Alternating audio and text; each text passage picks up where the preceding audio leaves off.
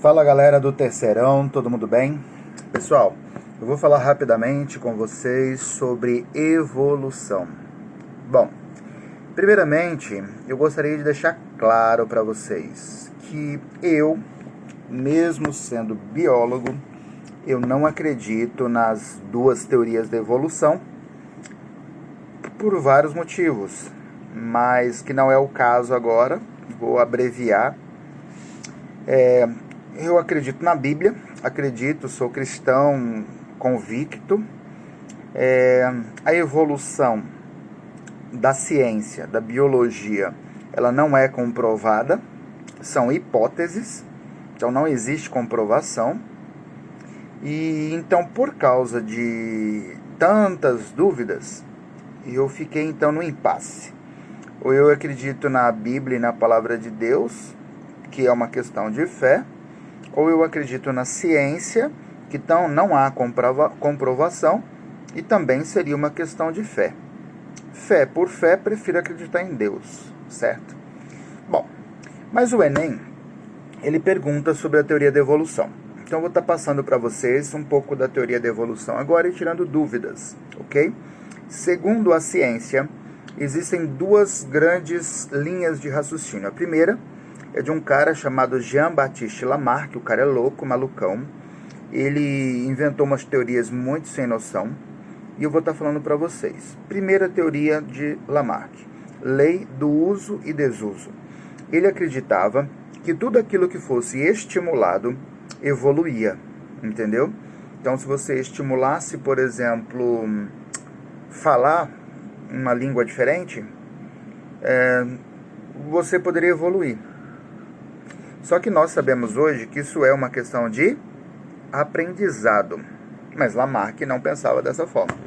Então, para Lamarck, o pescoço da girafa crescia porque ela fazia força para cima para comer folhas altas. Não faz sentido, né? Então, para Lamarck seria isso. Então, lei do uso e desuso. Tudo que for estimulado evoluía, e tudo aquilo que não fosse estimulado involuía, certo? A segunda teoria de Lamarck, ela fala sobre a transmissão dos caracteres adquiridos, ou seja, aquilo que eu adquiri durante a minha vida, que teoricamente seria uma evolução, poderia ser passado para os filhos, entende? Bom, ele deduziu isso com coisas assim meio sem muito sentido, tipo, a vaca come capim, o bezerro nasce e já sabe que tem que comer capim, né? Mas na verdade eu acredito, e faz todo sentido, que o bezerro come capim porque ele vê a mãe, a vaca, comendo o capim, e aquela história, né? É o que tem. Então come o que tem. Aí aprende. É uma questão de aprendizado. A terceira teoria de Lamarck que ele colocava é que os fins justificam os meios. Os fins é aonde você quer chegar, aonde você quer evoluir. Justifica os meios, ou seja, aquilo que precisa ser estimulado. Vamos entender isso melhor? Eu quero voar. Este é o meu fim. Para eu voar, eu tenho que bater os braços. Até um dia, esses braços criarem penas, ou uma membrana igual do morcego, e isso faz eu voar. Em alguns filmes antigos, tinham pessoas que caíam no mar e aí desenvolviam, por exemplo, os guelras e respiravam com guelras. Essa seria a teoria do Lamarck. Não faz sentido também. Bom, mas essas loucuras que o Lamarck falou foi legal, porque graças a ele, ele conseguiu jogar umas interrogações que foi importante para um cara chamado Charles Darwin, que é o pai da evolução biológica. O que Darwin pensou? Primeiro, ele saiu da Inglaterra num naviozinho chamado Beagle e passeou pelo mundo inteiro e foi relatando tudo o que ele foi vendo. E no meio dos seus relatos, ele escreveu um livro chamado A Origem das Espécies. Neste livro, ele relata a sua teoria da evolução. Qual é a teoria da evolução? Ela se baseia basicamente em duas ideias. Primeiro, ele entendeu que os indivíduos nascem diferentes. Então, um casal tem filhotes, e ele percebeu que os filhotes eram diferentes. Ele não sabia por quê, porque não conhecia a genética. Mas ele viu, né, olhando, Ele conferia, ele ficava tempo, ele gastava tempo visualizando os filhotes. Ele percebeu que os filhotes eram diferentes, tinham comportamentos, tamanhos, hábitos, personalidades diferentes. Beleza? Bom, e ele também percebeu que os mais aptos prevalecem. Bom, nós jogamos para a biologia mais simples aquela assim, só os fortes sobrevivem. Só que essa informação não é totalmente correta. A informação de Darwin é: os mais aptos prevalecem. O que é mais apto? Pode ser mais forte? Pode, mas também pode ser mais delicado. Um beija-flor, por exemplo, pela sua delicadeza, ele se destaca para pegar o néctar da flor sem destruir a flor. Então, na verdade, não é uma questão de força, é uma questão de aptidão. Isso pode ser, então, força, velocidade, inteligência, resistência, pode ser também sutileza, né? Então, são várias características que elas podem se tornar aptas, dependendo do seu ambiente. Por exemplo, se eu não tivesse nascido numa ilha que só tivesse coco, eu teria que ter força para quebrar o coco. Então, neste caso, a força seria suficiente, entende? Mas se eu estivesse num local onde os alimentos são muito molinhos, como uma banana, talvez o excesso de força poderia destruir os frutos na hora de eu levar o alimento para os filhotes, por exemplo. Então, é tudo muito relativo. É uma questão de aptidão e é uma questão de meio ambiente, certo?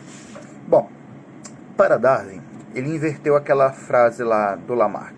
Lamarck dizia: os fins justificam os meios. Se eu quero voar, eu bato os braços e nasce asa. Para Darwin, é o contrário. Os meios justificam os fins. Ou seja, se eu tivesse asa, eu voava. Se eu tivesse nadadeira, eu nadava. Já que eu tenho mão, eu pego. Os meios é aquilo que eu tenho, justifica aquilo que eu vou fazer. Simples assim, ok? Bom, só que mesmo assim, com essas duas teorias, a teoria da evolução da biologia não está completa. Então, 30 anos depois do Darwin, um cara chamado Hugo de Vries, ele definiu o neodarwinismo. E o que ele fez? Ele associou as informações do Darwin com as informações de Mendel, da genética. E aí ele desenvolveu o neodarwinismo ou mutacionismo. E o que é o neodarwinismo? É basicamente a teoria moderna da evolução biológica. Ela consiste em quê? Primeiro, seleção natural de Darwin, onde os mais aptos prevalecem, certo? Bom, segundo, lembra que os indivíduos eram diferentes? Por que são diferentes? Devido aos cruzamentos genéticos. Lá nos cruzamentos genéticos nós temos o crossing over, que a gente aprende lá no primeiro ano, nós temos a recombinação dos genes, que é aleatória, e tudo isso faz a mutação, as mudanças genéticas, combinações genéticas diferentes. E isso que faz os indivíduos serem diferentes, alguns melhores e outros piores. Os melhores prevalecem. Beleza? Então aí forma o neodarwinismo. E qual é, de fato, a teoria moderna da evolução biológica?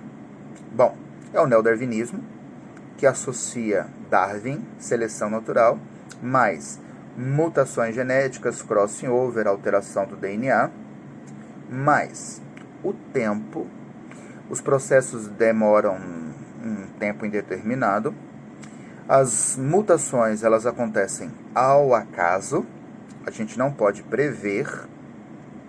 E também, ainda por cima, o meio, ele influencia não apenas na mutação, mas também na seleção, ok? Ótimo. Alguma dúvida? Essas são as teorias básicas da evolução. Fique com Deus, continue estudando. Qualquer dúvida, tamo junto, galera. Um abraço.